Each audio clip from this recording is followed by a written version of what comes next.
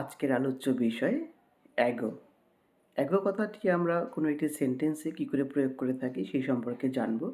প্রথমেই বলা হয়েছে it is used with past tense expression, মানে অতীতকালের কোনো একটি ঘটনাকে যখন আমরা বলতে চাই যেই বাক্যে, সেই বাক্যে আমরা অ্যাগো কথাটিকে প্রয়োগ করতে পারি। I met him 2 weeks ago, মানে 2 সপ্তাহ আগের ঘটনা, যেটা অতীতকালে হয়ে গেছে। এবার যদি সেই বাক্যটিকে বলি অ্যাগো 2 উইকস, তাহলে কিন্তু সেই বাক্যটি আবার ভুল হয়ে যাবে। এখানে একটি বিষয় লক্ষণীয়, you have come a few minutes ago, he has been working here an hour ago. এই দুটো বাক্যে, প্রথম বাক্যে হ্যাভ, দ্বিতীয় বাক্যে হ্যাজ, দুটো প্রেজেন্ট সময়কে উল্লেখ করে থাকে। আবার দুটো বাক্যেই ব্যবহার করা হয়েছে অ্যাগো। এই অ্যাগো কথাটি পাস্ট সময়কে উল্লেখ করে থাকে। একটি সিঙ্গেল সেন্টেন্স যার মধ্যে কোনো ক্লজ নেই, অন্য কোনো কনজাংশনস দিয়ে যুক্ত করা নেই, সেই সেন্টেন্সটিতে একই সাথে প্রেজেন্ট এবং পাস্ট দুটো টেন্সকে আমরা একসাথে রাখতে পারি না। এবারে দেখব অ্যাগো এবং বিফোর এই দুটো কথার মধ্যে কী পার্থক্য রয়েছে। Ago refers to count back to the past from present, বর্তমান সময় থেকে আমরা যখন অতীতে ফিরে যাচ্ছি সেক্ষেত্রে আমরা কথাটি ইউজ করছি ago. He died 2 years ago. এবার সে 2 বছর আগে মারা গেল, মানে বর্তমান সময় থেকে 2 বছর পিছনে যাচ্ছি আমরা। আবার এক্ষেত্রে ফর 2 ইয়ার্স অ্যাগো এই কথাটিও কিন্তু বলা যাবে না, তখন বাক্যটি ভুল হয়ে যাবে।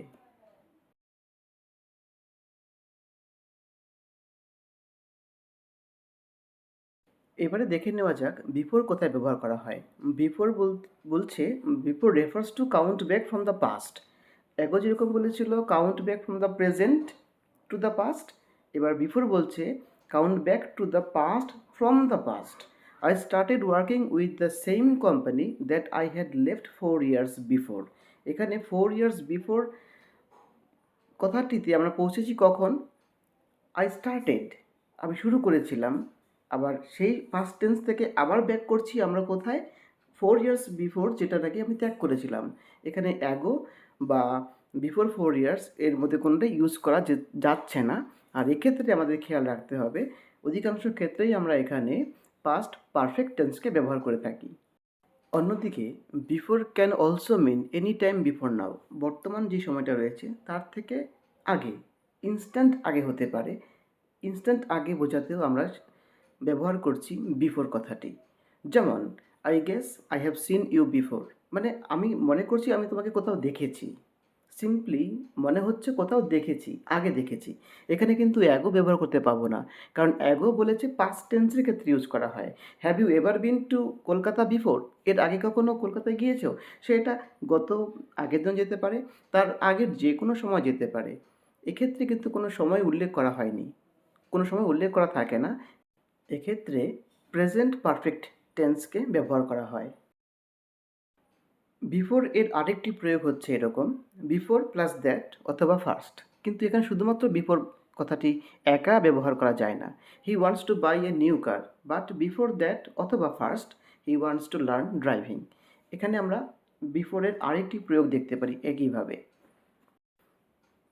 বেসড অন বিফোর এবং অ্যাগো কিছু কোশ্চেন সেট করা হয়েছে,